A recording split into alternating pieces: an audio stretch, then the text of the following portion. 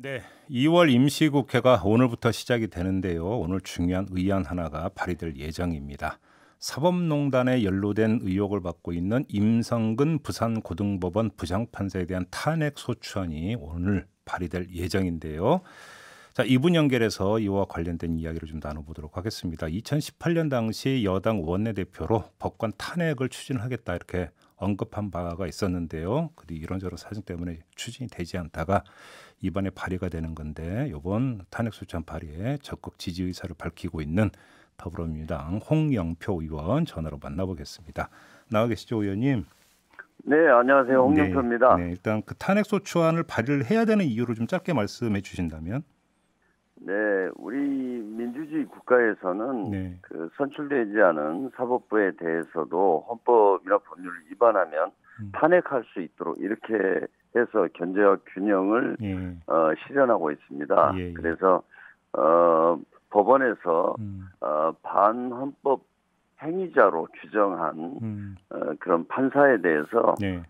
탄핵을 하고자 하는 것입니다. 네, 그러니까 지금 이번에 이제 대상이 된 임성근 부장판사가 이른바 이제 재판에 개입을 했다. 그 이른바 박근혜 씨 어떤 그 7시간 관련해서 의혹을 제기했던 산케이신문 서울지국장 명예훼손 사건에 대해서 개입을 했다. 이런 것 때문 아니겠습니까? 그렇습니다. 그러니까 박근혜 대통령의 7시간 행적과 관련해서 일본 신문에서 그 보도를 했는데 그 재판장도 아니면서 법원의 행정 사무를 맡고 있는 임성근 판사가 재판장에게 사실상 재판을 잘못된 판결로 하도록 이렇게 지시를 했습니다. 그런데 그 자체는 명백히 저희 헌법과 법률을 위반한 행위죠. 네. 근데 아무튼 그 이 임성근 부장판사 쪽의 입장이 나왔는데요. 네. 첫째는 1심에서 무죄 나오지 않았느냐 이거고 네. 또 한 가지는 어차피 이제 2월 말이면 자기 물러나고 하는데 실익도 없는 거 아니냐 이런 식으로 주장을 하던데요. 어떻게 받아들이십니까?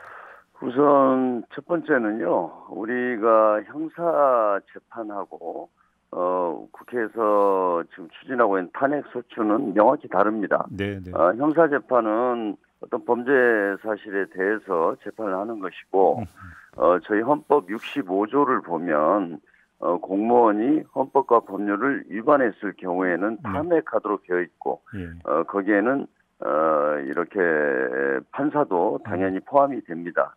또 실익이 없지 않느냐 이런 것은 사실은 지금 뭐 미국에서 트럼프가 이미 퇴임했지 않습니까? 네. 그랬음에도 불구하고 뭐 탄핵을 지금 추진하고 있는 건 많이 아실 겁니다. 그래서 사실 우리 국회로서는 헌법을 수호해야 하는 입법부로서 헌법에 명시된 어떤 탄핵 소추를 저희가 이번에 반드시 할 수밖에 없다 이렇게 저희들은 생각하고 있습니다. 의원님 바로 이제 거기서 좀 그 정리가 필요한데요. 이 임성근 부장판사는 2월 28일자로 지금 이제 퇴임할 예정 아니겠습니까? 네네네. 근데 만약에 이제 그 국회에서 탄핵소추안이 가결이 된다 하더라도 그걸로 끝이 아니라 이제 헌법재판소로 가서 탄핵 결정이 이제 가려지게 되는 건데. 그렇죠. 네네. 그러니까 이게 이제 아마 좀 시간이 걸릴 걸로 저희들은 보지만, 네. 그럼에도 불구하고 헌법재판소에서 이번에 판결을 최종적으로 탄핵으로 하게 되면 저는 이것이 더 중요한 것은 우리나라 최초의 그 탄핵 소추 아닙니까? 네. 그래서 탄핵이 실현이 되면 그 과정에서 저는 헌법재판소가 앞으로 어떤 사법부 특히 판사들에 대한 윤리 규정 같은 기준을 새로 만드는 것이라고 저희들은 생각합니다. 네.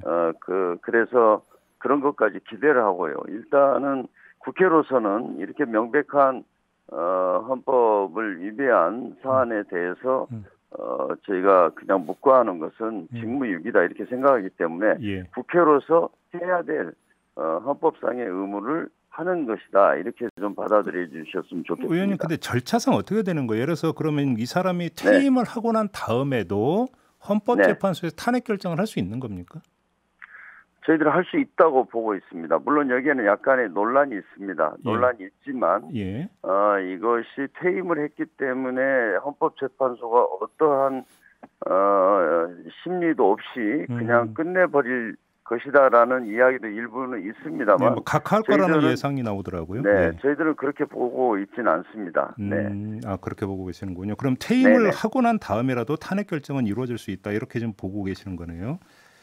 네, 알겠습니다. 그렇게 보고 있고요. 네, 네, 네. 알겠습니다. 혹시라도 그 탄핵 결정이 아니더라도 음, 이 재판의 어떤 내용에 대해서는 명확하게 심리를 해서 음, 탄핵 내용에 대해서 헌법재판소가 새로운 어떤 기준을 세울 거다 이렇게 보고 있습니다. 알겠습니다. 우리나라에서 지금 최초로 이번에 시도하는 탄핵소추 아닙니까? 근데 좀 그런 점에서 네, 본다면 네, 거슬러 올라가면 좀 더 일찍 추진을 했으면 뭐 이게 이제 그 지금 그 논의되고 있는 이런 얘기도 할 필요가 없는 거 아니겠습니까? 왜 이렇게 늦어진 네. 걸까요?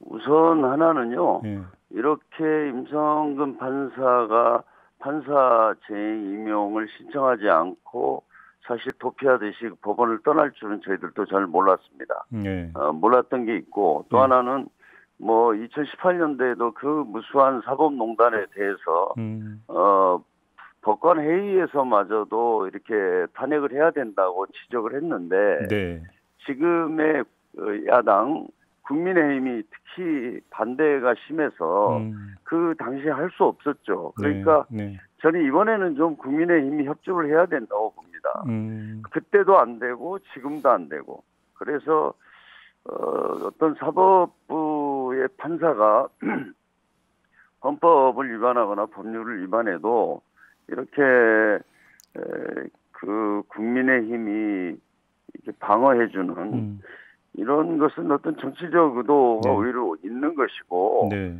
헌법을 수호해야 할 음. 야당으로서도 이거는 옳지 않다고 생각합니다. 그러니까요. 아니 그러니까 그 이전으로 네, 돌아가면 의석수의 한계 때문에 예를 들어서 이제 탄핵 그렇죠. 소추안을 당시에 네네 가결시키려면 제적 의원의 과반수가 돼야 되니까 그렇습니다. 의석수 고려해서 추진을 못했다라는 상황 논리를 이해를 하더라도 네, 그러면 21대 총선에서 다수 의석을 확보한 다음에는 바로 추진할 수 있었던 거 아니겠습니까?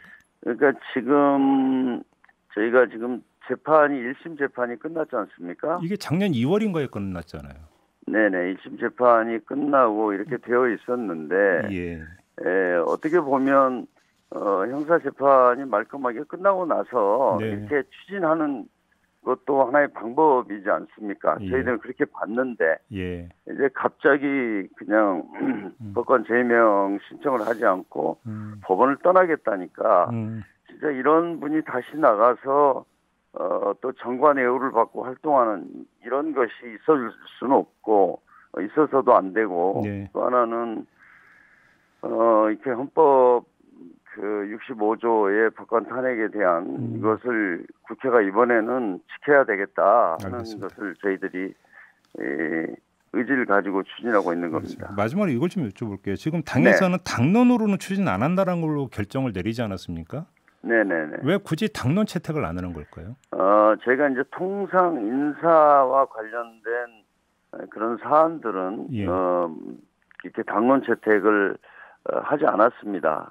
그렇기 때문에 네, 뭐 특별한 이유가 있는 건 아니고요. 또 예, 하나는 예, 저희가 좀 신중하게 좀 판단을 할 수밖에 없는 사안이고 네, 뭐 지금도 아까 몇 가지 지적하셨지만 예, 여러 가지 그런 것들을 검토하는 과정이 있었습니다. 저희가 음, 의총을 2번이나 열어서 좀 완벽하게 저희가 네, 좀 판단하고 추진하자 이렇게 해서 저희가 자유투표로 했다 이런 말씀을 드립니다. 그러면 당론으로 채택이 되지 않았음에도 불구하고 당 소속 의원 거의 대부분이 찬성표를 던질 거다 이렇게 생각 확신을 하십니까, 의원님?